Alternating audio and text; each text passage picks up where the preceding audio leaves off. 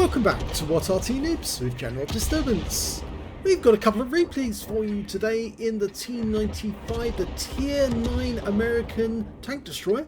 It's located on the south spawn of Kharkov and it's under the command of Andromeda of No Retreat, No Surrender.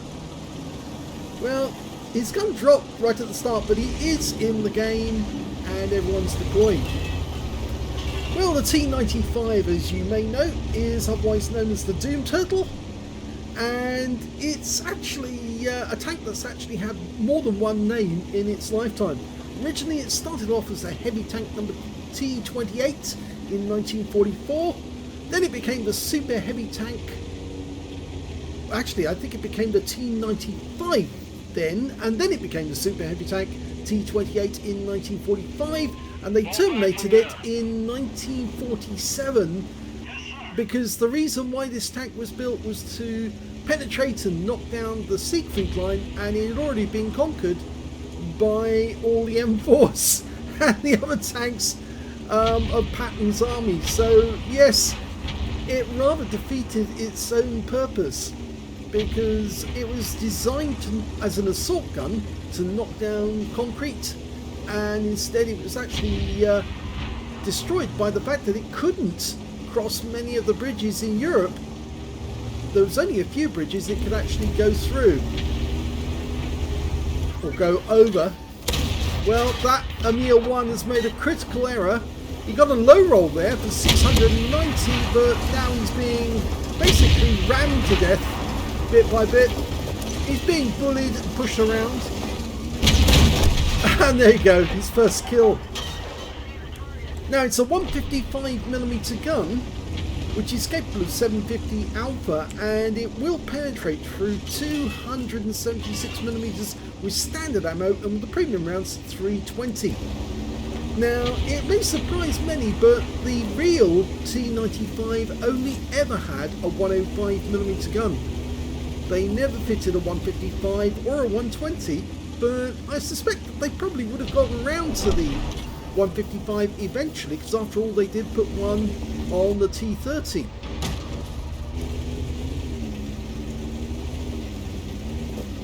Now if you've been a follower of Sophie Line's channel, you'll know that oh, he's getting a bit of an assist here from the ISM. You'll know that Sophie actually managed to get video of the one and only T95 being moved into its final resting place at Fort Benning, the National Armoured and Cavalry Centre, and she participated in several videos with Rob Cogan, the gentleman in charge of the museum, who's incredibly knowledgeable about these tanks. It's now been moved inside the display hall, and he can't get through the frontal armour of that Jagdtiger at the moment. In fact, the ISM's decided to go ahead. Probably not the wisest decision, but you can see that so far Andromeda's managed to block 2.5k of damage, and I think he's probably going to block more. I'd say that one of those shells has actually impacted on the gun of that Jagdtiger, and he's blocked another shot. Unfortunately, now we've got a CS-59 behind us. So he's caught between the devil and the deep blue sea. He's caught in a crossfire, and the CS-59 has just tracked him.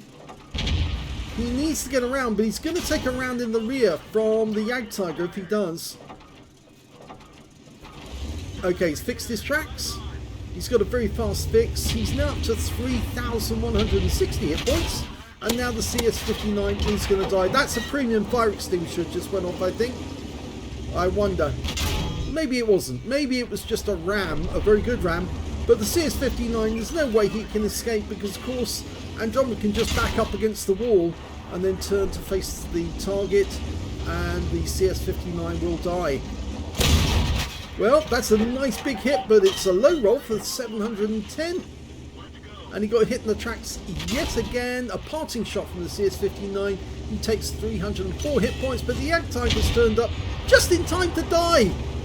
Yes, you're next. 784, a high roll on the Jagdtiger. The enemy Waffenträger's turned up, thinking, oh, I can do this. Unfortunately, he's going to die as well. In fact, Although they're 3 tanks down at the moment, and he's actually surrounded by 3 different enemy tanks, he kills the Waffenträger. He's backing up so he can kill one more of them. Go for it, Andromeda. Take out the Jagdtiger. You can do it. He pushes him up the bank, getting ready to turn and take him out. Oh! The kill shot goes to the T94-3 back at the hill. So he's got 2 kills so far, but there's possibly more to be had. They were 3 tanks down at one point. Now they're 1 tank down, but they do have, well, I suppose they have tactical advantage at the moment. The enemy's headed for their cap area, but if Andromeda can get in the cap area, he might be able to start causing them all sorts of problems. Okay, can't get a shot on that CS59 at the moment. Oh, what a shot! He only had the top of the turret to deal with, but he got him. And I think he's happy now. Just look at the amount of damage to the vehicle. 1 round impacted on the mantlet, which is incredibly thick. 305mm at the front of this vehicle. 152.4mm at the sides. And only 50 at the rear, yes. Very, very weak armour at the rear. Now, I think what Andromeda's trying to do here is he's trying to back up out of the trench so he can get shots on the enemy over on the hill, because I think he anticipates there must be somebody up there. An AMX CDA 105 was last seen in the vicinity. They're only 1 tank down, but Andromeda's managed to get at least 20% of the enemy hit pool so far. So he's potentially on for a high caliber. And given the amount of damage he's done, 4.4k of actual, well, 4.5k of actual damage and 4.9k of actual damage blocked. That's a pretty incredible game, and 3,000 assists. So if you add that together, you've got 7,500 of actual damage or assist and 5k block. That's a lot. I must be around about an ace tank, I would have thought. But he's only got 143 hit points left, and here comes the Canadian Jagdpanzer. Can he get a shot on it? Yes! He auto-aimed on, took the guy out with 1 round. So that means now there is a CDA, a Progetto 54 and a 53 TP, and oh, the Progetto came back. We didn't see him until the very last moment. He popped his head round the corner and shot because he knew that Andromeda was here. So he was about to win by capping, and looks like the enemy who was capping at the other end has been shut down, which now means it's only the Progetto 54 and the AMX CDA 105. Now we've got 2 tanks on Arty, a T34-3 and a Skoda T50. Now we do have a hit point advantage, but it's only around about 300 hit points in total. So basically 1 shot would equalise the scores in terms of damage. That was a pretty amazing game there. I mean, at one point Andromeda was facing 3 enemies at the same time, but he still managed to come out of it alive, which is pretty incredible. But I suppose that's the Doom Turtle for you. It is a bit of a monster. Oh, now he saw the Progetto, but unfortunately he didn't get the shot on target, and the Progetto is still alive. But I think the Skoda's got shots on him as well. Now, does he chase the Progetto or try to go around him? It looks to me like he's chasing him.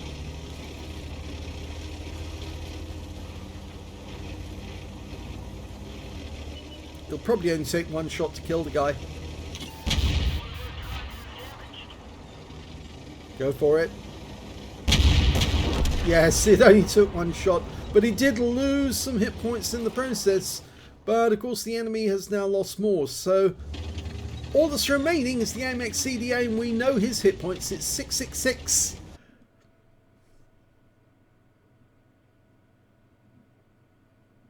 Now, ironically, if you've ever watched the program QI, quite interesting, on BBC, you'd know that 666 is not the number of the beast. Although that was mentioned in Revelations, apparently the number of the beast is 616. People got it wrong. And in actual fact, somebody said that 666 is the fax number of the beast. Well, the truth is that many times people have actually changed something from the number 666 to other numbers to try and avoid being the mark of the beast or the number of the devil. And there is one instance of a road that was actually going to be called the A666, but I think they called it the A616 and didn't realise they'd actually switched it to the real number of the beast.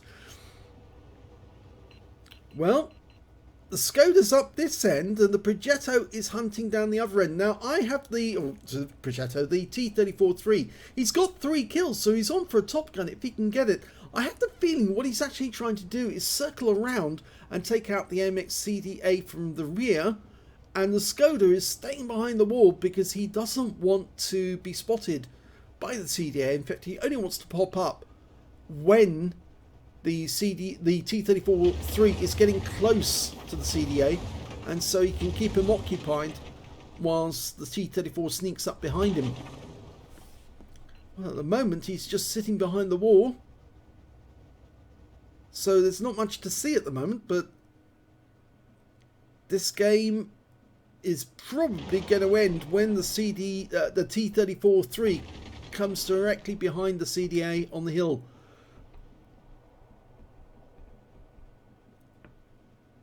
Plenty of time to go.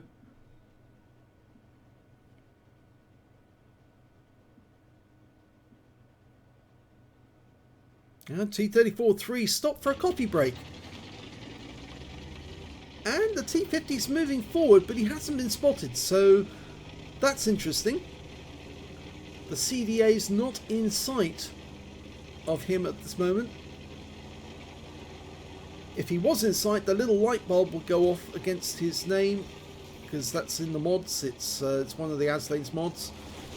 The little light bulb appears when you are being spotted, if you're watching from the other team, or watching the other player. And he's found him! Now, can you get a shot from here? Yes! And a useful one at that. I think it's a 100mm gun that the Skoda T50's got. Can you get another one in?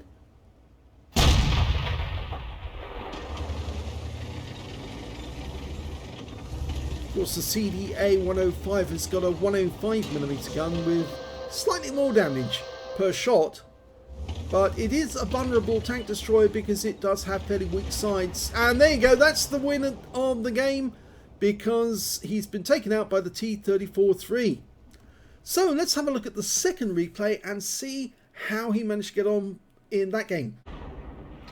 Well, in the second game, Andromeda started on the very same spawn point as before on the same map. So let's see how he gets on in this one. Well, it looks like he's going to employ the same tactics and go directly up the trench towards the enemy. He is after an assault gun, which means that he can actually bully the enemy to death by facing them and shooting them in the face.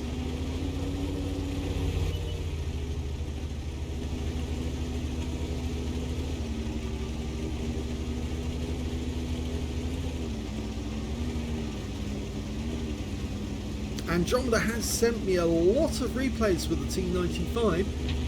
It is actually quite a popular tank destroyer to get. In fact, at this moment, it's on discount on the Top of the Tree special.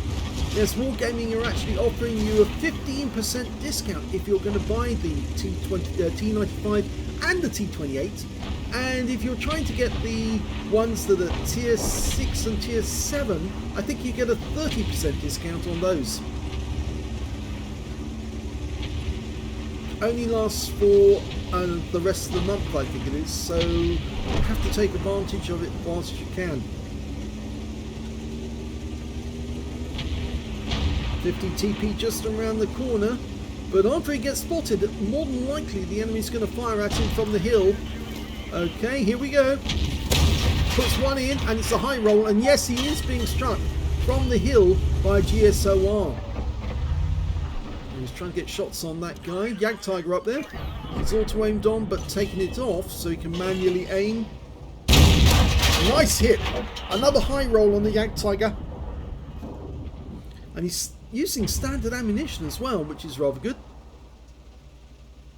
You can still see the ground being kicked up around him, so people are firing in this general direction. There's only one Arty, but I would expect the Arty to fire in this direction. He was seen when he fired, so obviously he's still within their view range. And the Jagdtiger fires one back, but only gets him in the tracks. Now the vehicle can move with just the 2 tracks either side. It doesn't have to have the 4 tracks, but this vehicle was created with 4 tracks to redistribute the ground pressure and enable it to crawl along. Maximum speed is only 20 kilometers now forwards and 10 back. And I kind of get the feeling that what he's doing at this moment is repositioning himself so he can get shots on the enemy tanks on the hill. Of course, he needs somebody to spot those guys in order for him to get shots up there. He could blind fire, but it's rather expensive. These shells are not cheap. Not sure that one actually hit anything. I think I saw the shell still moving after it went through the bush.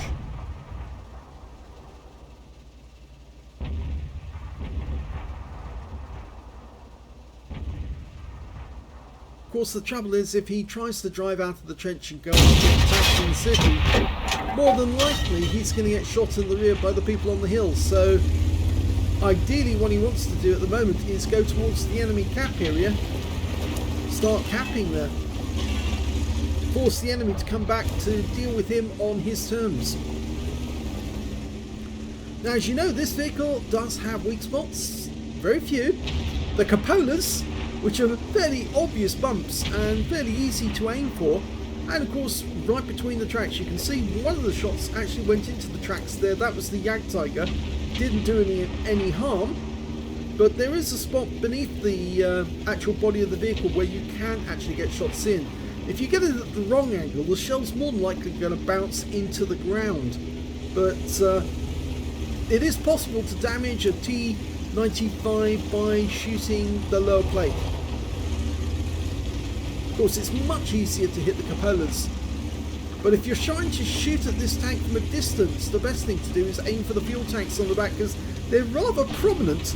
And well, Andromeda's painted a huge Union flag on the back of this vehicle, so again it's even more obvious to everyone, not only his nationality but also that's where to aim. Hit the fuel tanks. Of course, it's only 152.4mm on the sides of this vehicle and 50.8mm at the rear. So he's trying to back out of the trench like he did in the last game and present his front to the enemy. But I have the feeling that another reason why he's doing this is because there are enemy in the town, and he's kind of expecting that they'll turn around and come back to try and deal with him once he gets into the cap area. Well, one of them has actually come back, and it's the Object 261. He's realised what's going on. Either that or he's trying to reposition. Also wait, and he's out the game, just one shot. Yeah. That was either a huge miscalculation by the Object 261, or it was a rather desperate attempt to try and get at him. I think it was actually a miscalculation, because he didn't turn to face Andromeda, he just kind of drove out right in front of him. Okay, so he's now capping and aiming towards the town, waiting for the enemy to come back. That's a rather nasty tank that he doesn't really want to come up against. The Object 705A with 152mm. I think it's 152.4. And of course, very strong armor on the Object 705A. But I don't think he's going to last very much longer. In fact, yes, he's been taken out, which means that about the only people who are actually going to hurt him are more than likely up on top of the hill, and that's a Jagdtiger. But the other enemy tanks have actually headed down to the other end of the map. In fact, our Object 261 is now coming directly up the trench as fast as he can to get away from them, whilst our tanks are actually headed back to the enemy our cap rather, to get resets just in case they start capping. And they have started capping. But they immediately got reset, which kind of makes me think that Charfu 204 got hit. Oh, and the Baraska sneaked up, but he didn't get us with the first round, but he did with that one, and I think that's guaranteed him a Defender medal for resetting the cap. But I'm not so sure this Baraska is going to last very long. Well, the Jagdtiger managed to get him a hit, but he also aims on and gets a nice hit off there. Can he get a kill shot on this Barask? Well, the guy got him in the tracks. And another one. In fact, now he's being holed by the GSOR, but the Barask has made one fatal error. Yep, don't get in front of the pointy end. And he's out the game. The Jagdtiger can't pen now. And Andromeda's getting back to the cap area before they put another round into him. So he's got 2 kills so far and 3,414 hit points recorded plus 640 blocked. But he did lose a fair number of hit points to that Barask. But I'm sure he'll be satisfied with getting a Defender medal.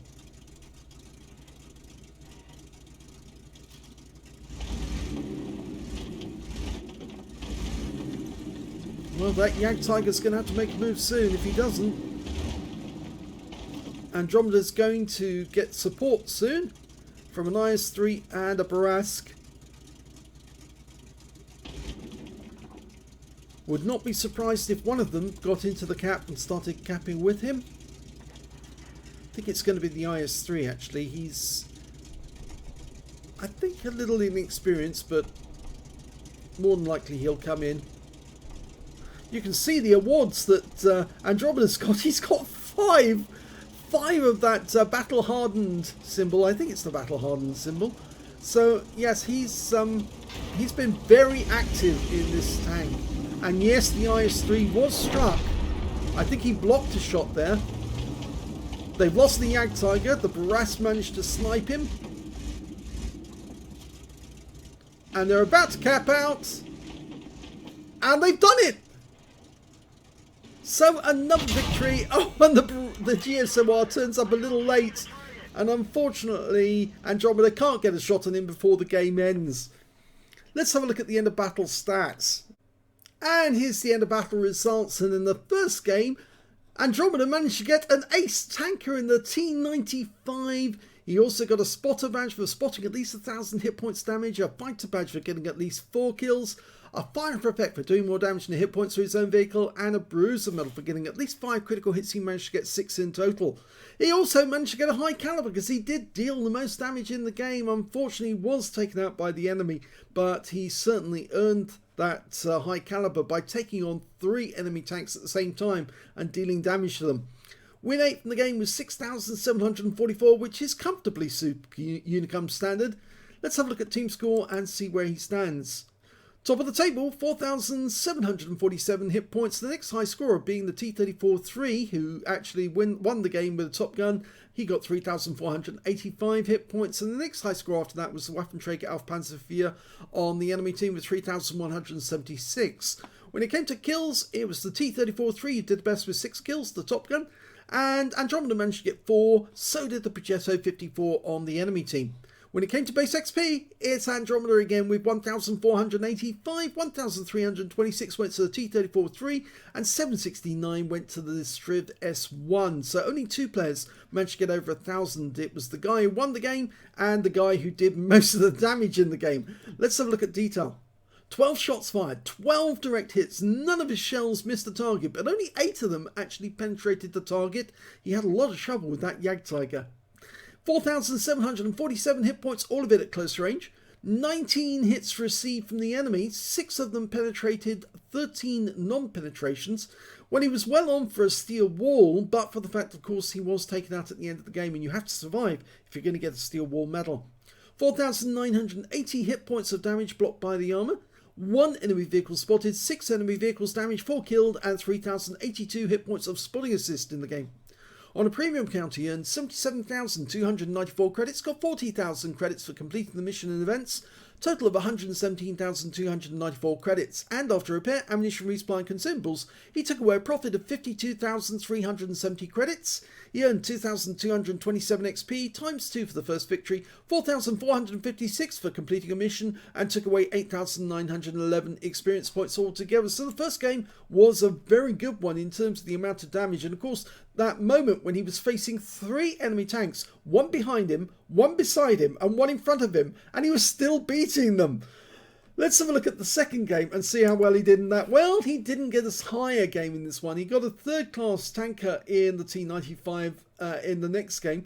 He managed to get a fire for effect for doing more damage than the hit points of his own vehicle, and he did get a steel wall this time because he did survive the battle and blocked the most damage in the game. On top of that, he also got an invader because he managed to cap out and get at least 80 capture points in the process.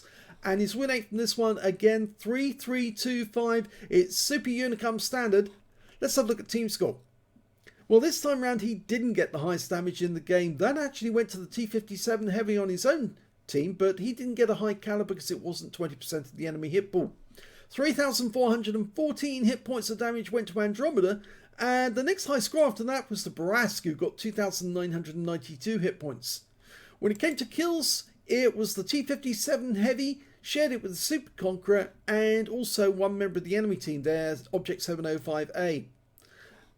Andromeda managed to get 2 kills, and he shared that spot with the Char Future 4 and the Indian Panzer, both getting 2 kills apiece. When it came to base XP, is the Barask who did the best with 1,067, 903 went to Andromeda, and 874 went to the T57 heavy. In this game, he fired 8 rounds, but only 5 actually hit the target, but all 5 that did penetrate the target altogether. 3,414 hit points of damage, of which 811 were up more than 300 meters. I think the shells that missed were the ones he was firing blind up against the hill. He also received 13 hits from the enemy, which is enough for the steel wall. 4 hits penetrated, 8 non-penetration, and 1 hit by way of splash damage as well. 640 hit points of damage blocked by armor. He damaged 4 of the enemy, killed 2, and did 83 83 capture points in the cap. Let's get it right. So he only just qualified for the Invader medal. 43,746 credits. And after repair and ammunition resupply, took away a profit of 17,378 credits, 1,354 XP, 7,453 for completing a mission, and took away 8,807 experience points altogether. I think you're going to see more battles by Andromeda in the T95. He rather enjoys it. It is a kind of quirky tank destroyer. A lot of people like playing this. They like playing the T28 as well because they're very similar characteristics.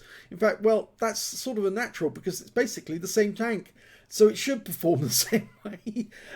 Yes, but I hope you enjoyed this replay and this video. If you did, please give it a like. Do subscribe to our channel. Leave a little comment down below because it feeds the algorithm.